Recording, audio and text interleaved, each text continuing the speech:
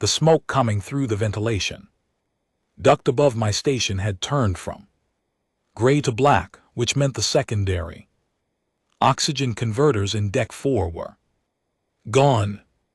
I noted this the way I had been noting everything for 3 days as a fact, without feeling, because feeling would slow my hands, and my hands needed to keep moving. Around me, the communications bay of the undying resolve looked like something had reached inside and shaken it hard. 3 of the 7 relay consoles were dark. 2 of my colleagues were dead in their chairs. I had covered them with emergency thermal sheets because I could not look at them and function at the same time, and functioning was the only thing I had left. My name is Aaron Thawes. I am a vessel keeper, 3rd class of the Quelari Confederacy, which is a title that means I kept records, managed communication logs, and filed fuel manifests. I was 31 years old. I had never been in a conflict zone before that week. The most dangerous thing I had ever done was submit an incorrect cargo classification. That triggered a 17-day disciplinary review. I want you to hold that image when you read what follows, because the person who sent those distress signals was not a soldier. He was a record keeper who happened to still be breathing. 3 days before, the convoy had departed Quelari Station 7 carrying 412 refugees. The Volkai swarm had been moving through the outer sectors for 2 years, and the people on our 6 ships had finally accepted that staying meant becoming raw material. That is not a metaphor. The Volkai did not destroy the civilizations they encountered. They processed them. They disassembled living things with mechanical patience, the way an industrial press handles, or sorting, extracting, retaining what was useful, discarding the rest. Their ships were enormous, dark, and almost completely silent. The only sound they made, according to the survivors I had heard speak of them, was a low vibration you felt in your teeth before you saw anything at all. We had 6 ships and an armed escort. We thought that was enough.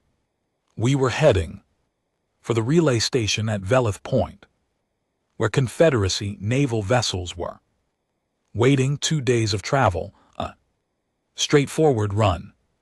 They hit us in the drift corridor. The drift corridor is a stretch of dead space between 2 star systems where sensor resolution drops significantly, and FTL navigation requires constant manual adjustment. It is the kind of place that looks perfectly safe on every map and feels wrong the moment you enter it. The Volkai had been watching our convoy from the moment we left the station. They had calculated the optimal point of engagement with the cold, patient lot of things that had been processing civilizations since before my people had learned to build fires. They chose the drift corridor because that was where we were most vulnerable, and the Volkai did not miss details like that. 5 of our 6 ships were gone before our armed escort could complete its first response formation. I watched it happen on the long-range sensors before the array partially failed. The Volk harvester drones unfolded from their carrier vessels like the fingers of an enormous hand opening, and they wrapped themselves around our convoy ships with slow, methodical certainty. There was no explosion. There was no fire. The ships just went quiet, one after another, like lights being turned off in a house at night. The undying resolve survived because Captain Velarev, who died 2 hours later from a hull fracture in the forward section burned every reserve thruster. We had in a random direction burst that drove us deep into a nearby debris field. The Valkyrie drones followed. The debris slowed them. We gained distance. Not much, enough to still be alive. Enough for me to be sitting in a smoke-filled communications bay with my dead colleagues in a working console, doing the only thing I knew how to do. I sent distress signals. The Nari hegemony responded in 11 minutes. Their message was polite, automated, and completely useless. Their nearest patrol group was 22 hours away and intervening against an active Valkyrie formation exceeded their current engagement mandate. They hoped we would find a resolution. The Dravik Collective did not respond at all. The Serenthi Conclave acknowledged the signal and expressed genuine regret. Vale Sovereignty and the Murith Trade Council each sent variations of the same careful diplomatic nothing. We are aware we cannot assist. We are deeply sorry for your situation. The Serenthi message was almost warm in its sympathy. It was still a refusal. On Deck 6, 409 survivors, 3 had died since the attack. Were doing what frightened people do when there is nothing left to do. I could hear them. Through the internal audio channels, I could hear someone counting aloud. I could hear a child asking a question no one was answering.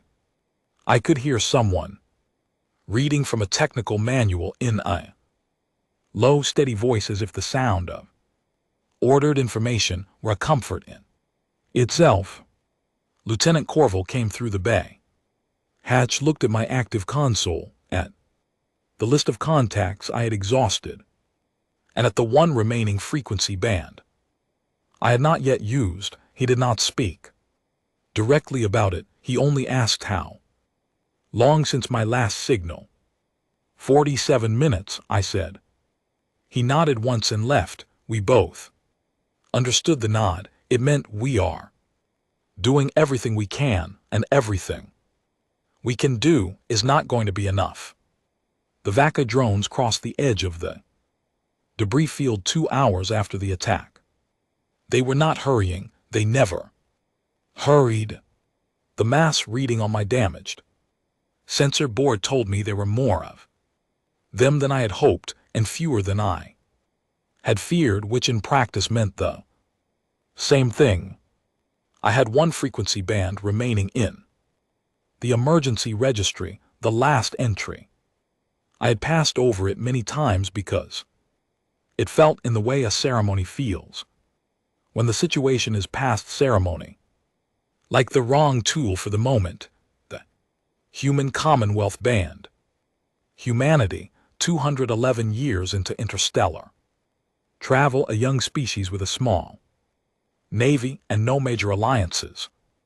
They occupied a modest region of the galaxy that most older civilizations regarded the way one regards a newcomer at a gathering, with mild interest and no particular expectation. The Vaci had not moved on human space, yet not because they feared it, but because they had simply not gone there. Humanity was not a factor in any calculation anyone was running in the drift corridor that day. I pulled up the frequency, typed the distress code, updated the survivor count to 409. Accuracy had become a personal discipline for me, a way of insisting that these were real specific people with a real specific number, not an abstraction in a report. I attached the Vaci classification signature, our current position, and the ship status. I sent it. The acknowledgement light blinked once. Signal transmitted. I sat back. Outside, through the hull, the Valkyrie drones were advancing. Inside, 409 people were waiting in the dark.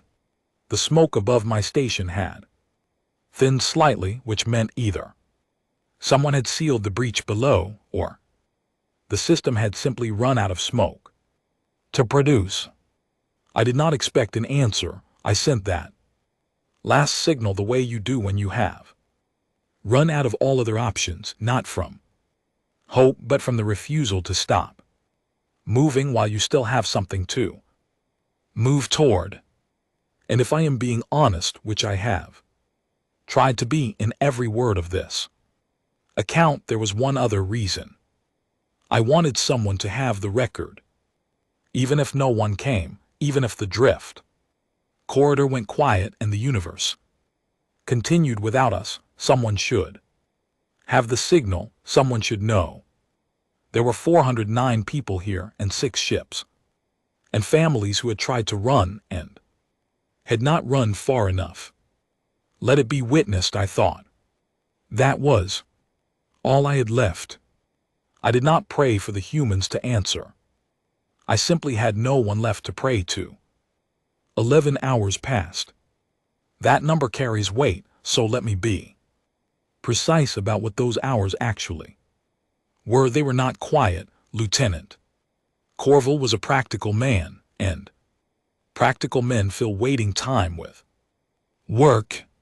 We reinforced the emergency barriers on Deck 3 and Deck 5 using sections of interior paneling that our 2 surviving engineers, both injured, cut from non-structural walls. We moved the most critically hurt survivors to the port-side bays, which had the best remaining life support. We rationed the water supply, and I helped carry containers because I had 2 working arms and there were people who did not. We shut down every non-essential system to preserve the power cells, which meant large sections of the ship went dark and people navigated by the faint amber glow of emergency strips. Along the corridor floors, I passed a group of children sitting against a wall. During one of those trips, one of them, a girl with a thin bandage across her forehead, watched me with the particular attention children give to adults who are clearly not handling things as well as they are pretending to. I nodded. She nodded back with a gravity that I found somewhat overwhelming. I kept walking. Through all of it, I kept one ear on the communications bay, not because I expected anything, habit. The Valky drones made 2 more probe runs during those 11 hours each, stopping short of committing. They were assessing our sensor range and our remaining defensive capability. It was systematic. They were not angry, not cruel. Cruelty requires caring about the suffering of others, a willingness to invest something in it. The Valky simply assessed and prepared the way a careful craftsman measures twice before making the first cut. By the 11th hour, the approach had changed character. The randomness of probe patterns had shifted into the steady, deliberate movement of something that has finished gathering information and started acting on it. The drones were forming columns. When Valky drones form columns, the processing stage has begun. Every Kalari comms officer knew that formation. Our training assumed we would encounter it as a data point from a safe distance. It felt very different. As a data point, you were standing inside. I had just returned to the communications bay and was reading the passive sensor board when every alarm stayed on the console, activated at once. I leaned forward so fast, I knocked my water container off the edge. Something had exited FTL. Not at a safe transit distance, not at the minimum threshold that every known species used to avoid gravitation interference with nearby vessels. Whatever this was had exited hyperspace, approximately 40,000 km from our Position, which in deep space terms is the equivalent of stopping a vehicle by driving it into a wall. The gravitational shear from the exit wave reached the undying resolve as a physical sensation, a slow rolling tremor that moved through the hull, up through the floor and into my boots and knees. Lieutenant Corvus' voice came over the internal channel immediately. Comms. Report. Unidentified vessel, FTL exit 40,000 km. Bearing 42. I was pulling up the visual feed as I spoke. It is not Volkai. The signature is completely different. It is I. Stopped. Comms. It is one ship, I said. One ship, not a fleet, not a forward patrol. One vessel sitting in the exact piece of space between our position and the Volkai approach formation, the most tactically dangerous location it could have chosen. The Volkai drones had stopped their column progression the moment the FTL exit registered. They were recalculating. Even they apparently had not anticipated this. I ran the hull configuration through the registry. The damaged computer took 4 seconds to return a match, which felt considerably longer. United Commonwealth Warship, Defender. Class, Registry UCWS Defiant Cause. Human.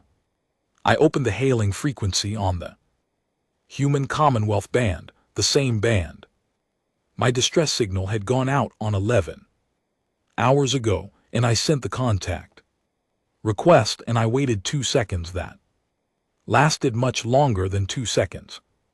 The response came clean and clear.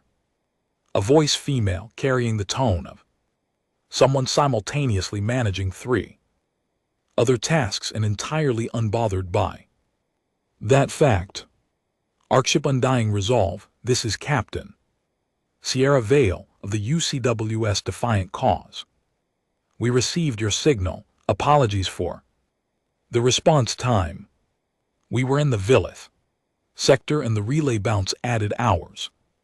Begin moving your wounded to your portside bays. We will create an exit lane for you in approximately 4 minutes.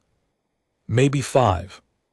I sat with the open channel for a moment, in which I said nothing, which is unprofessional for a comms officer, and I could not have cared less. Then I said, Captain Vale, I need to give you current threat data. Go ahead. Active Volkai harvest formation, 14. Drone carriers, column approach. Underway, approximately 90,000 km, and closing. Our vessel is non-mobile. Drive systems are at 11% capacity. We have 409 survivors aboard. I paused. There is one of you. Confirmed, she said, on all counts. Captain, I kept my voice even. The Volkai have never broken from an active harvest approach in documented history. Not for a single vessel, the force disparity alone. We did the math, she said. Then you understand. We did the math, she said again, and her voice carried a quality I had no immediate category for, a quiet, firm closure to the subject, as if the calculation had been fully reviewed and found to be an argument she simply did not accept, and we disagreed with the conclusion. Can your port side bays receive a docking tube? We want to start pulling your most critical cases now. While we work, I checked the bay readouts. Bay 3 is functional. Good. Expect the tube in 8 minutes. Get your people moving. A brief pause. Aaron, those, is that right, from the signal manifest? Yes. Stay on this channel. You are my best source of information on your ship. Status right now, can you do that? Yes, I said, and I meant it in a way that went beyond the practical, because She had said my name, the specific, precise fact of me as a person rather than a distress beacon, and something about that steadied me in a way I had not expected to need steadying. Good, she said, talk to me. I talked to her, I gave her everything. Sensor readings, approach vectors, structural status, power levels, critical injury count, Bay conditions. She listened without interrupting while her crew moved in the background of her. Channel voices quick and controlled. Numbers and terminology I did not always follow. At some point in those minutes I asked whether she had been briefed on the Valkyrie, their history, their tactical patterns. We pulled everything in the registry on the way here, she said, then almost to herself, they have never seen a human warship that is actually useful. In what way? They will spend the first 60 seconds trying to find us in their threat catalog, she said. They will not find they. That is our 60 seconds. I looked at my board. The Valkyrie column was still advancing, 14 carriers each, one larger than the human ship sitting between them and my people. Each one a self-contained processing system that had worked unopposed for decades. Captain, I said, I want you to know the 5 powers we contacted before you each refused because they calculated this situation was not survivable. I want to make certain you understand what you are going into. There was a pause, short and considered. Then she said something I have repeated in more rooms than I can count in the years since that day. She said it simply without theater in the voice of someone stating a plain fact. Someone sent a distress signal. People were dying. I don't need to calculate anything beyond that. On my visual feed, the defiant cause was already moving, not holding position, not circling. And GT snorts. And GT moving directly forward with a kind of deliberate, committed acceleration that has only one meaning. It was moving toward the Valkyrie formation like a thing that had decided completely and without reservation exactly what it intended to do. I watched a single human warship advance into the space between my dying ship and something ancient and patient and entirely without mercy, and for the first time in 3 days I stopped being afraid for myself. I was too busy being afraid for them. I've given testimony about the next 4 minutes and 31 seconds to military analysts from 6 species. Every time I start the same way, with the same warning. What I am about to describe did not look like any space combat in my training records because it was not being fought the way anything in my training records had ever fought. Most large-scale space combat is geometric. Ships hold formation distances. They create lines or arcs. They engage at calculated ranges where their weapons are accurate and the enemy's weapons lose precision. There is a readable structure to it. You can follow what both sides are attempting, even while it is happening. The defiant cause had no interest in any of that.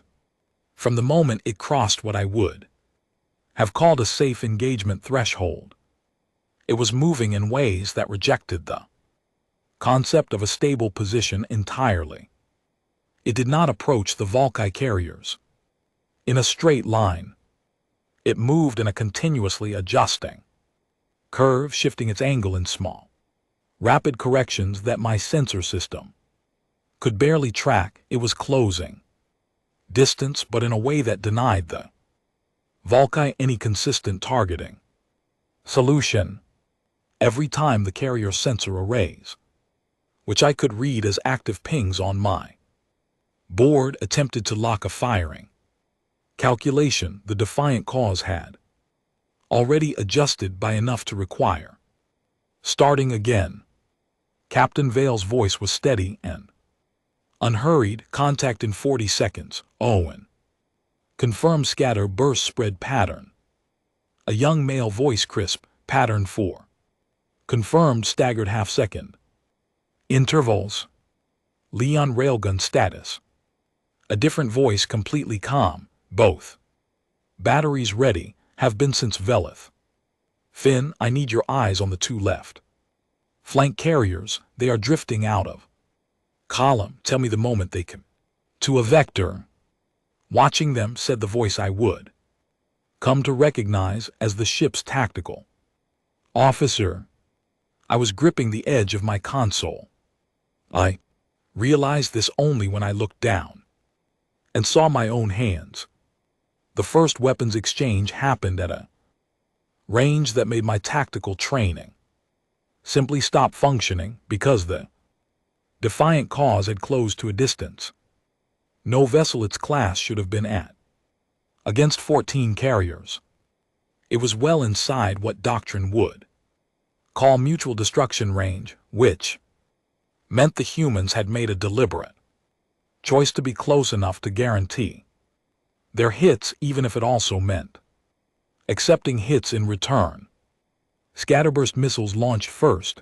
I had no reference for them in my database. They detonated in a shaped dispersal of smaller warheads across a wide arc in front of 3 Volcate carriers simultaneously. The biomechanical sensor clusters on those carriers, the organs the drones used to coordinate their formation and targeting, lit up on my board as the dispersal hit. I would learn later that the pattern was designed specifically to overwhelm organic sensor tissue with competing signals. The 3 carriers lurched, their column formation fractured. Then the rail guns fired. I had read rail gun specifications in technical documents, numbers on a page. I was not prepared for what they looked like on a visual sensor feed at close range. The rounds moved fast enough that the eye registers them not as separate projectiles but as a continuous beam of force. They were aimed at the structural junction points of the carrier hulls, the connecting zones between the primary body and the drone deployment systems. The first carrier separated at 2 junction points simultaneously. The second took a sustained burst that drove through its main processing bay. 2 carriers down in 60 seconds. The Volcate, who had never encountered this specific weapon combination before, were doing exactly what Vale had predicted. They were classifying. The entire formation had paused, a thing the Volcate did, I would later understand, only when their threat catalog returned. No match. That pause lasted 40 seconds. The defiant cause used every single one of them. It drove hard at the left flank. The 2 carriers Finn had been monitoring and delivered a combined scatter burst and broadside railgun sequence that I could barely follow even watching it.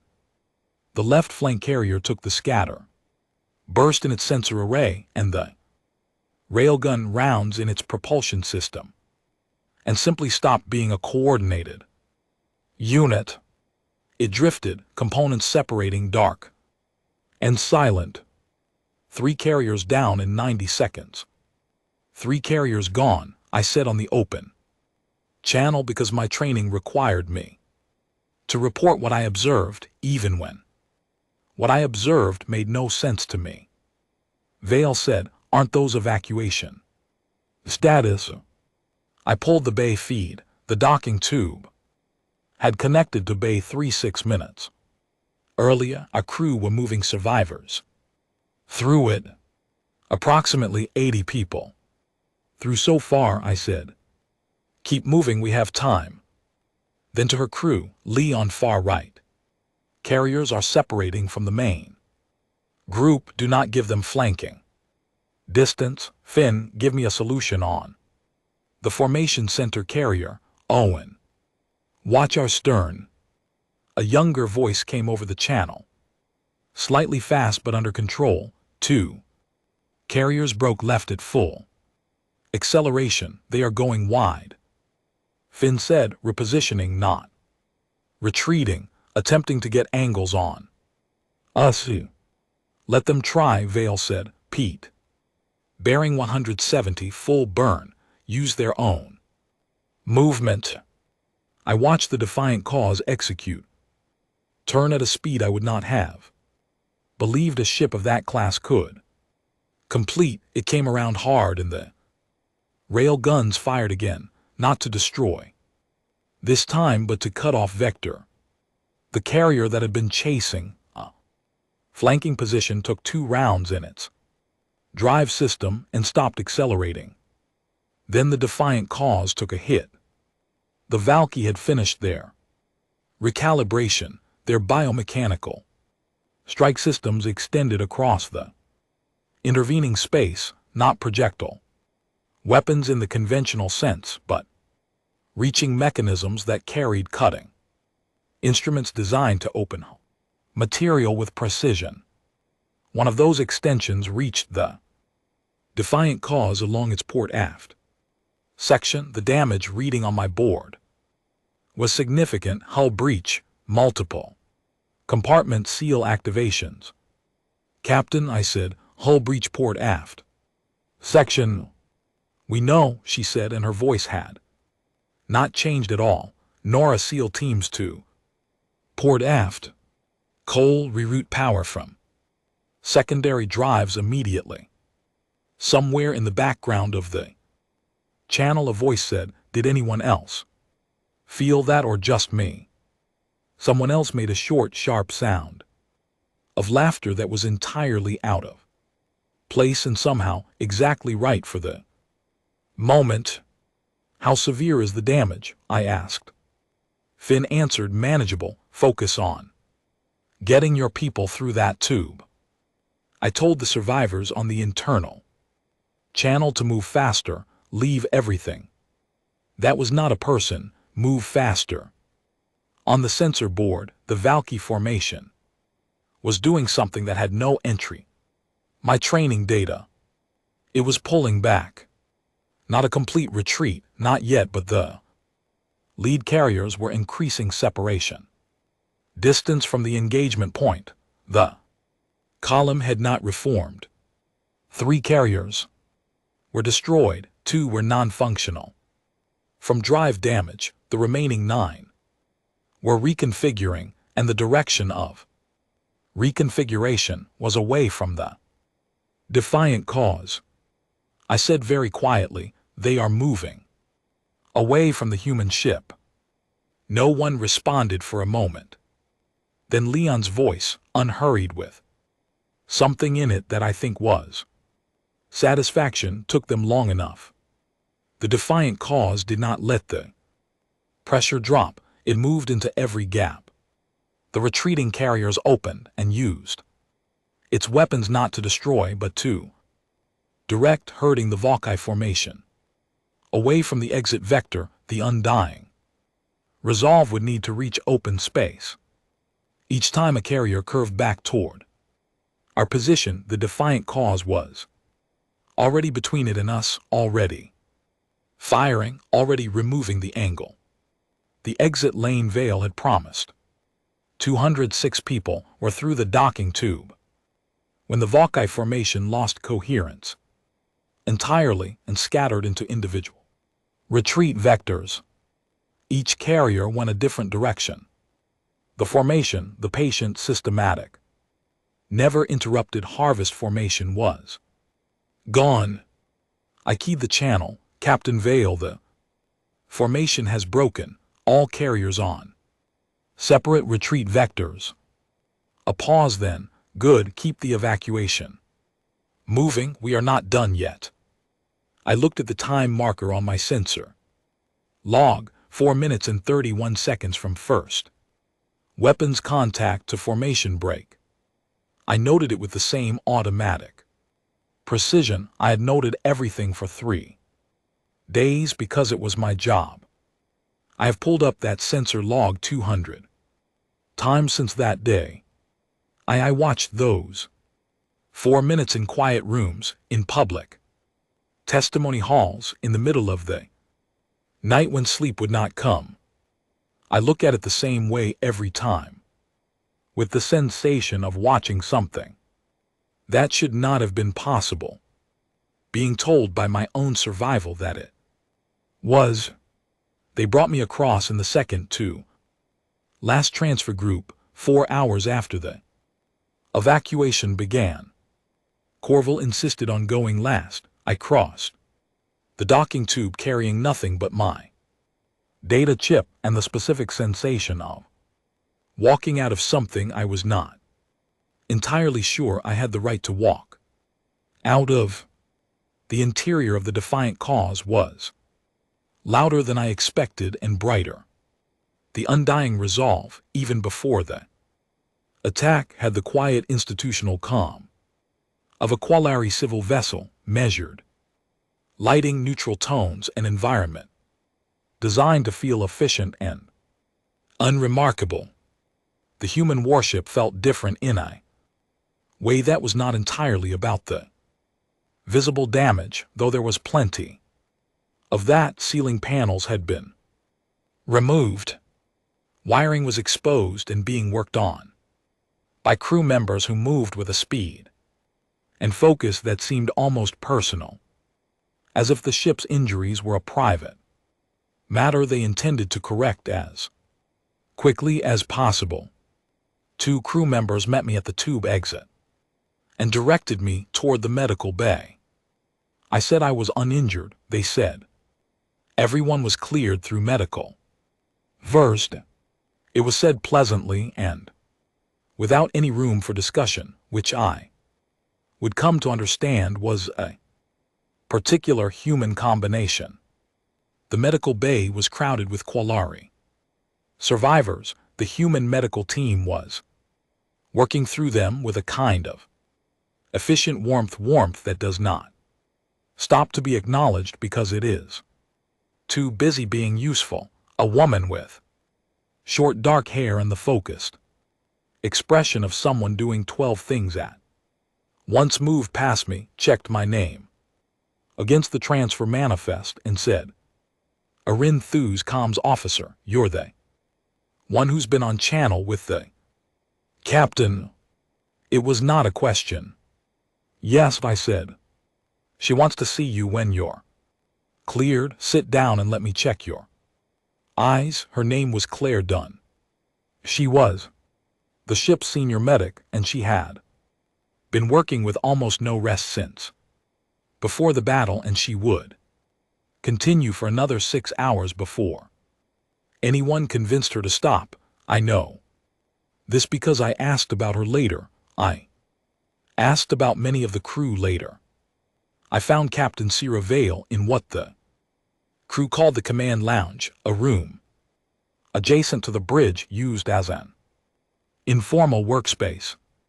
She was at a low table with a tactical display open, a food packet in one hand, a damage report in the other, and a crew member receiving instructions over her shoulder.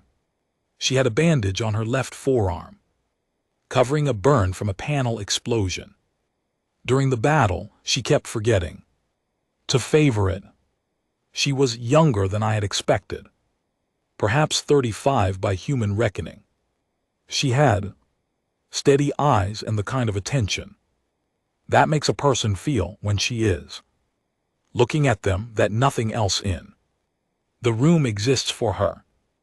When I came in, she set down the food packet and turned fully toward me. "Arin Thews, how are you?" Not what is the status of your ship. Not what are your people's medical needs. How are you? Functional, I said, which was the Qualari professional standard response. Then I said, better than I was 4 hours ago, which was honest. She gestured to the seat across from her. I sat. For a moment neither of us spoke. The ship continued around us. Voices in corridors, tools in service bays, the periodic thud of structural repairs somewhere above our heads. I need to ask you something, I said. Go ahead. Why did you come? She looked at me with the same steady attention, taking the question seriously, rather than treating it as small. Then she said, someone sent a distress signal. People were dying. Yes, I said, and 5 other powers received the same signal, all of them with larger fleets and longer reach and established conflict records against the Vayukai. None of them came. I know. You came with 1 ship, I said, against 14 carriers, every reasonable calculation, every model of survivable engagement. We did the calculation, she said. We disagreed with it. That is not an answer. She did not seem offended. She looked at the table for a moment, then back at me. Humans have a problem, she said, and there was something almost like acknowledgement in her voice, as if she had considered whether it was a problem and had not fully resolved the question. I'm aware it looks like one from the outside. We look at a set of odds that say we should not survive something, and our first instinct is not to accept the odds, it is to find out how to make them wrong. She paused. Sometimes that ends in a disaster. Sometimes it ends the way today ended. And if it had ended the other way, I asked, your crew and my survivors both gone, was that an acceptable outcome? I made the decision for my crew, she said quietly, and every person in uniform on this ship accepted those terms when they signed their service. I would never make that choice carelessly. I spent every hour between receiving your signal and arriving here thinking about it. She met my eyes directly. But the alternative was receiving a call from 409 people and doing nothing.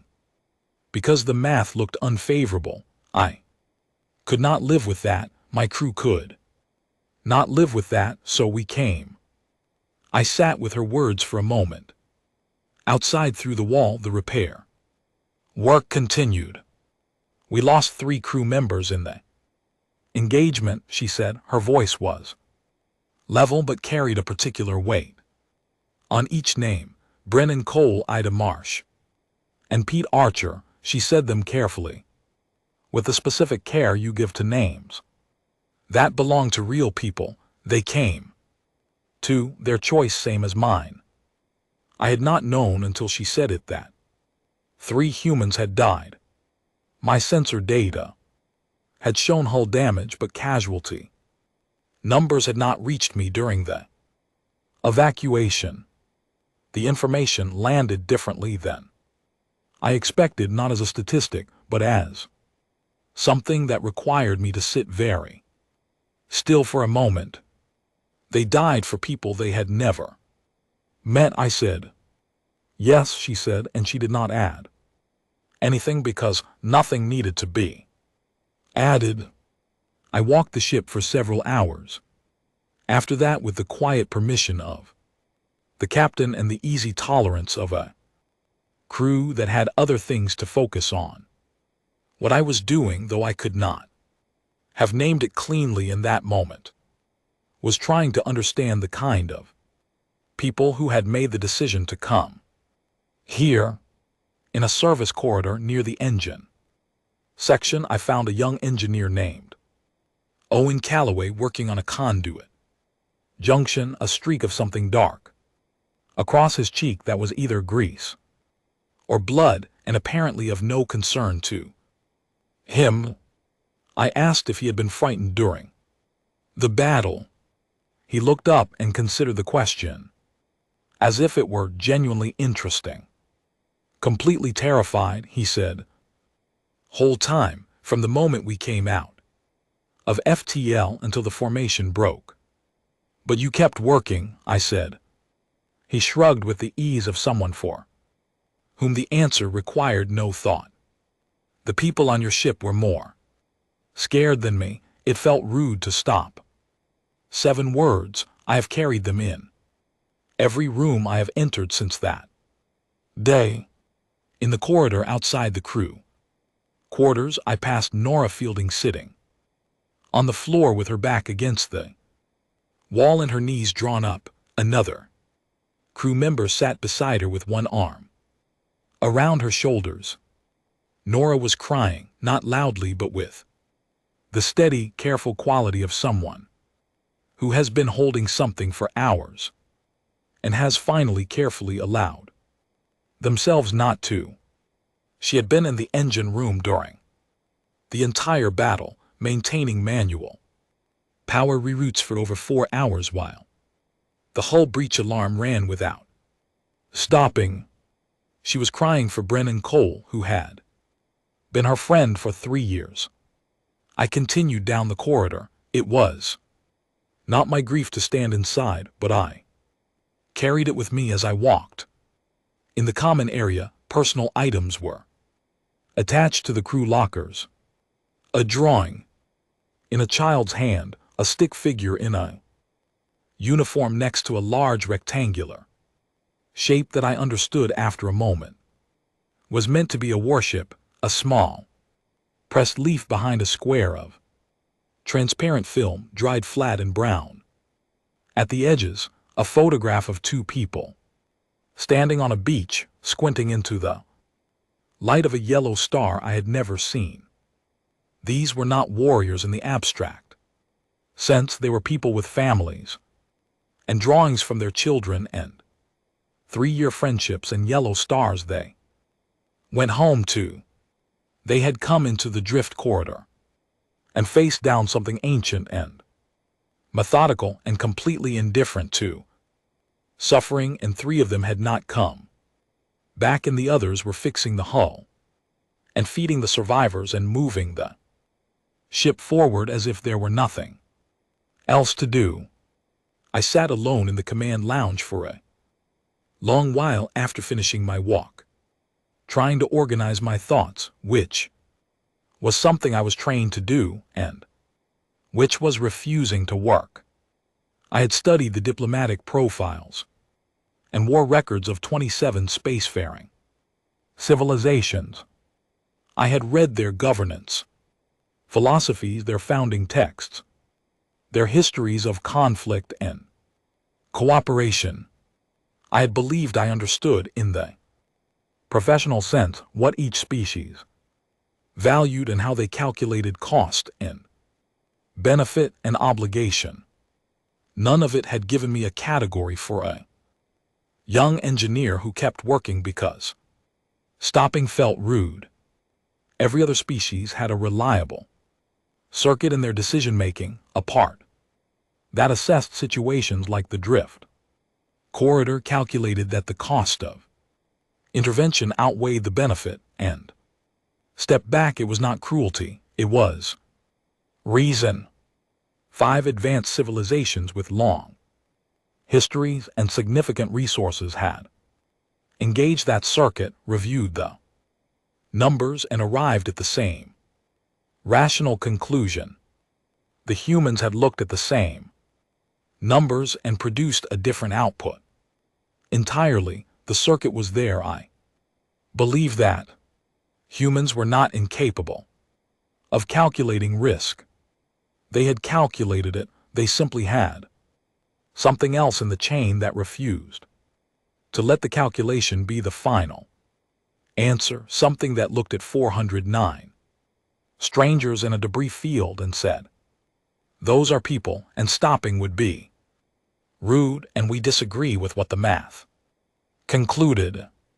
I thought about Brennan Cole, Ada Marsh, and Pete Archer. I thought about their names on lockers that would now hold other things. I thought about a photograph of a beach and a child's drawing of a warship and Nora Fielding crying in a corridor for her friend. They had come anyway. 7 years passed before I stood in the Hall of Voices. The Hall of Voices is the formal chamber of the galactic conclave where representatives of every recognized spacefaring civilization gather to address matters of collective significance. It is a vast room designed to convey the weight of the decisions made inside it. The ceiling is high enough that the upper reaches are in partial shadow even when the floor-level lighting is fully active. The acoustics are perfect. Whisper at the speaker's podium reaches every corner without distortion or loss. The conclave's architects understood that the most important quality of that room was that no one could claim they had not heard. I stood at the podium and looked out at the assembled delegations. 7 years had changed many things. The Volkai swarm, emboldened by 2 centuries of unchallenged operation, had finally turned toward a larger target. The Denari hegemony, the first civilization to refuse my distress call, from the undying resolve whose engagement mandate had not stretched to a convoy of Quelari refugees in the drift corridor, had received a Volkai harvest formation at the edge of their own territory 3 years after my rescue. Their border stations had sent distress calls. They had called every known ally. Several had debated, several had consulted, several had requested more time to assess the strategic implications. Their border stations had gone quiet before the debate concluded. Now the Volkai were moving deeper into hegemony space, and the conclave was attempting to assemble a coalition response, and the debate had been running for 11 days and was producing, with great efficiency, nothing. I had watched 11 days of that debate.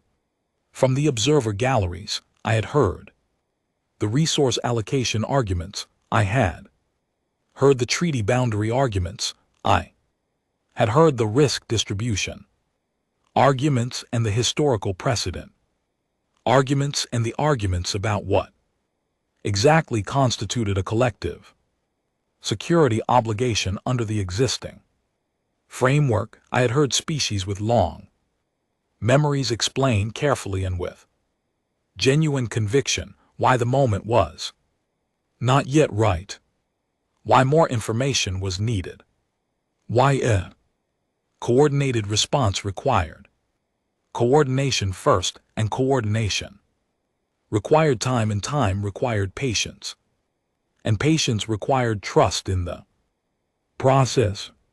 The conclave floor had gaps in it. The Denari delegation seats were present but mostly empty because the Denari had sent only a small number of representatives, the ones who had managed to be off-world when the formation arrived, and those representatives had been sitting in the Hall of Voices for 11 days watching the debate with an expression I understood from personal experience. I had been called to give testimony, not political testimony, not an analysis of treaty frameworks or strategic alignments.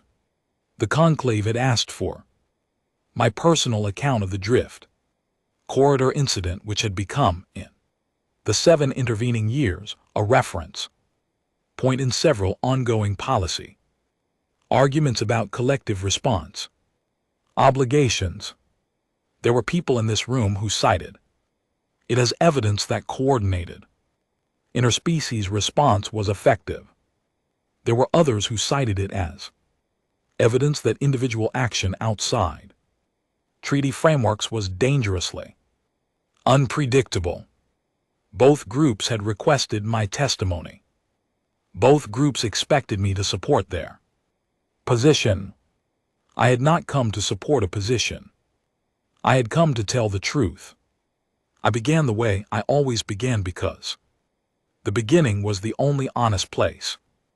To start, I told them about the communications bay, of the undying resolve about the smoke that had turned from gray to black, about 2 colleagues covered with emergency thermal sheets.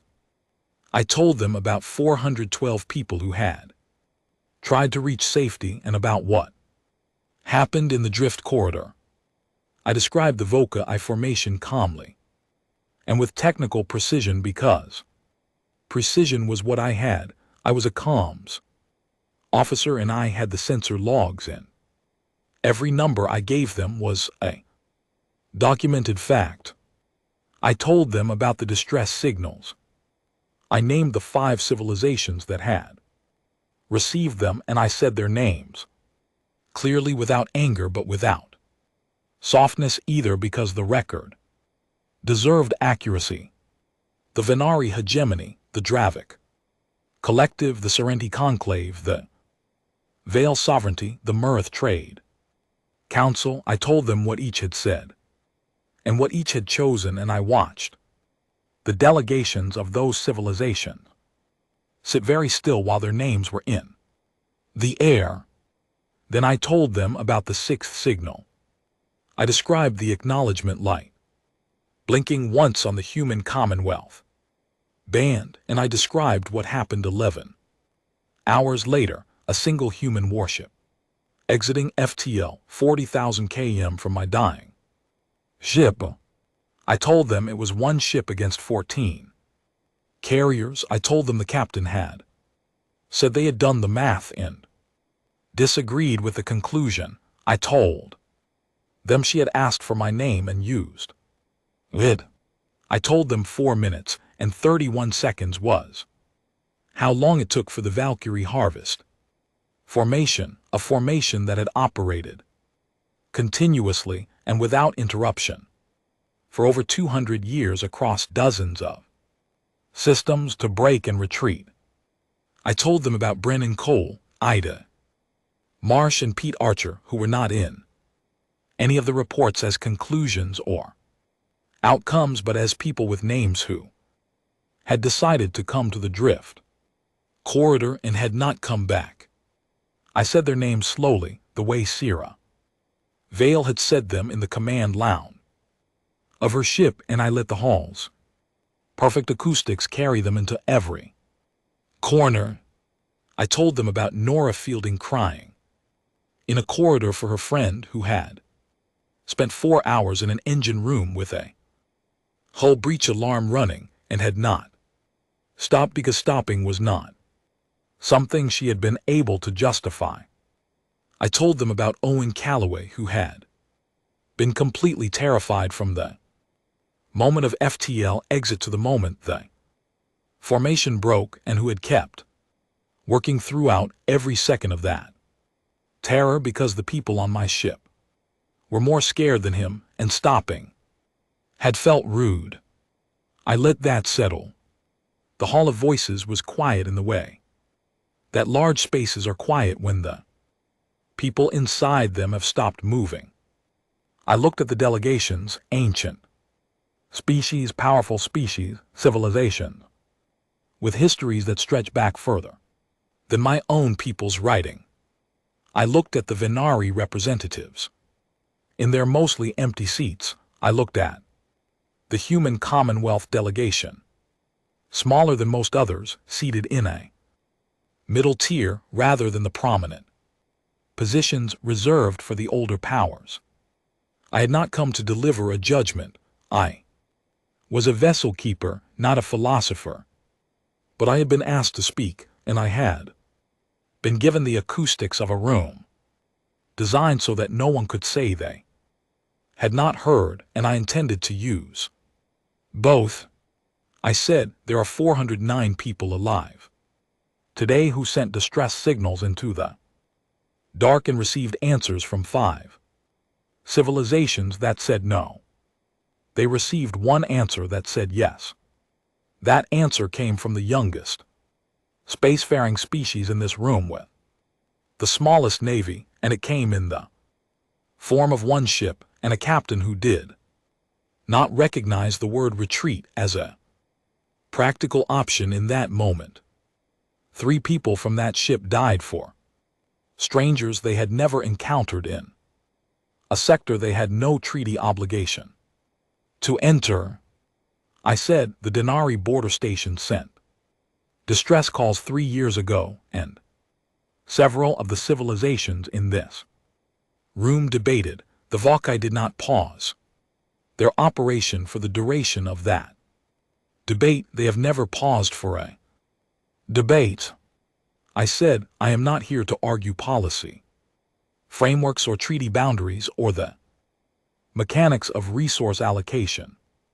I am here because I was asked to give a first-hand account of what happened in the drift corridor, and I have done that. But before I step down from this podium, I want to ask the delegations of this conclave one question, and I want it to enter the record cleanly. When the next signal comes, and it will come because the Valkai are not debating anything, and because there are more species in the path of this swarm than have seats in this hall, what will you say?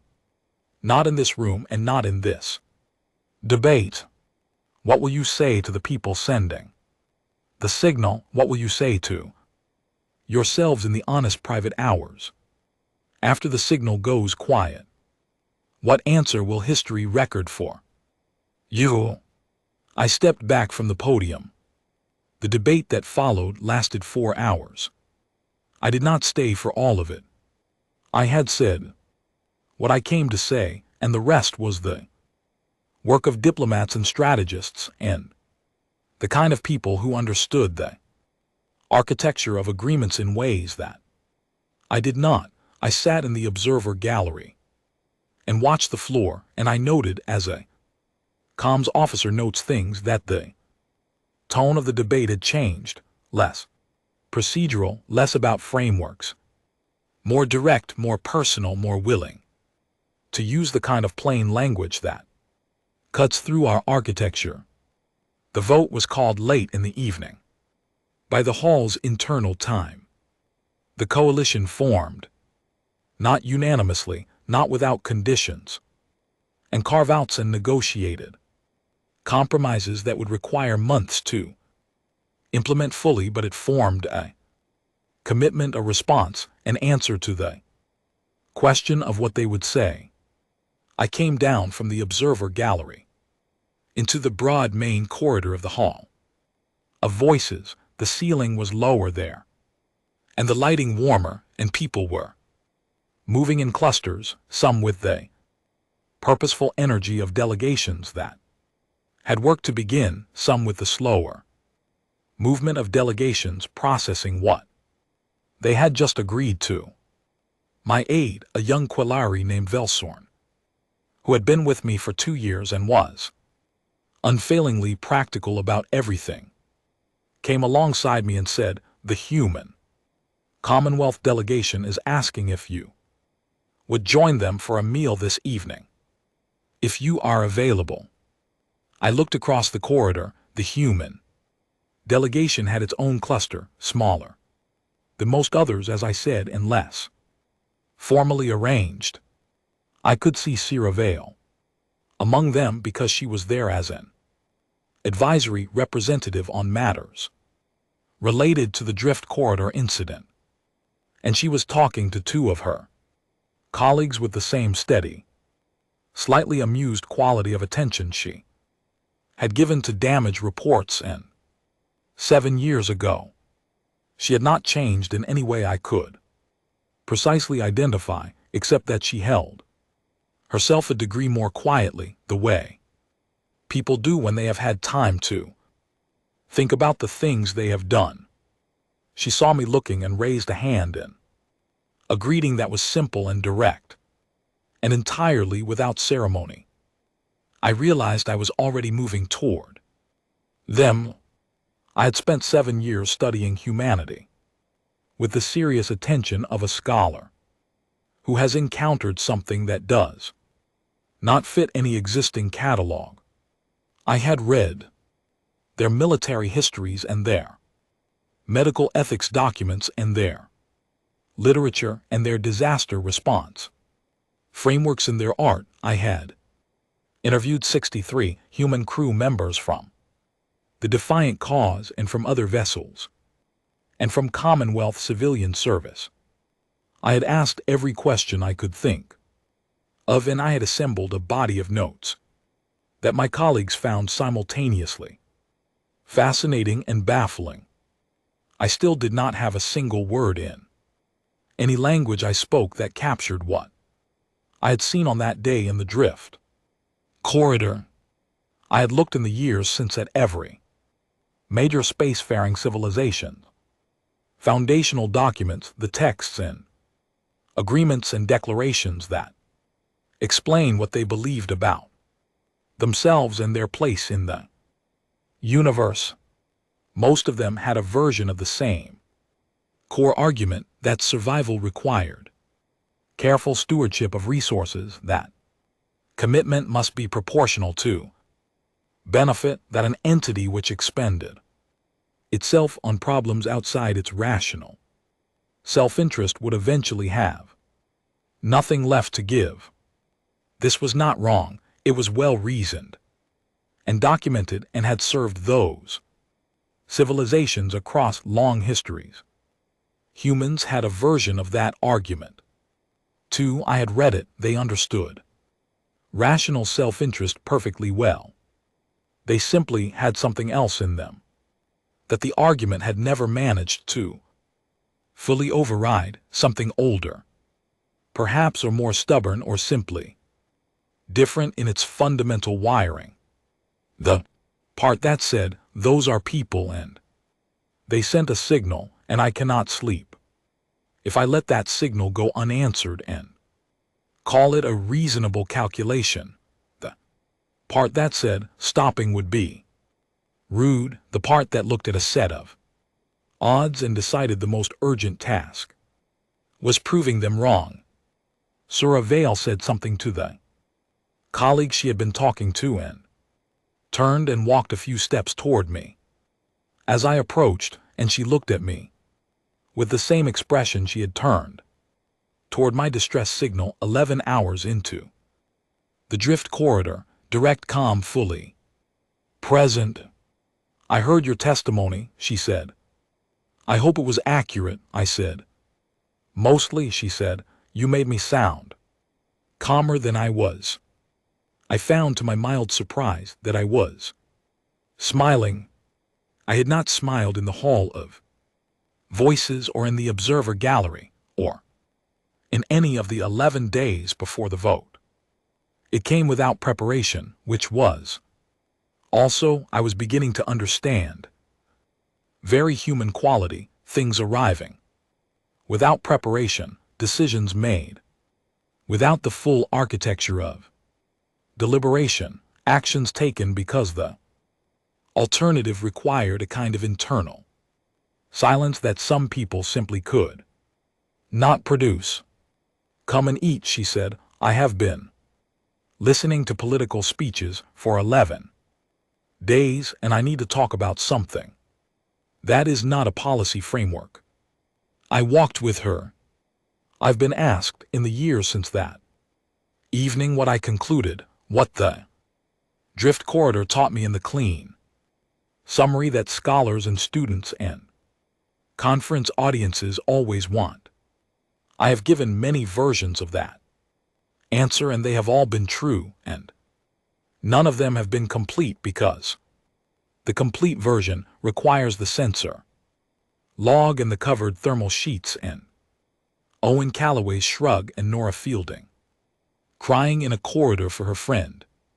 But if I had to find one sentence, if the Hall of Voices required it and the acoustics were perfect and no one could claim they had not heard, I would say this: they asked for nothing, they were owed nothing, they came anyway roaring out of the dark, completely terrified and absolutely committed and utterly, stubbornly, magnificently alive.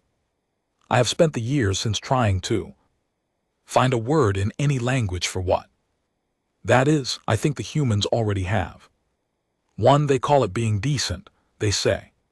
It like it is ordinary. I have decided that is the most extraordinary thing about them.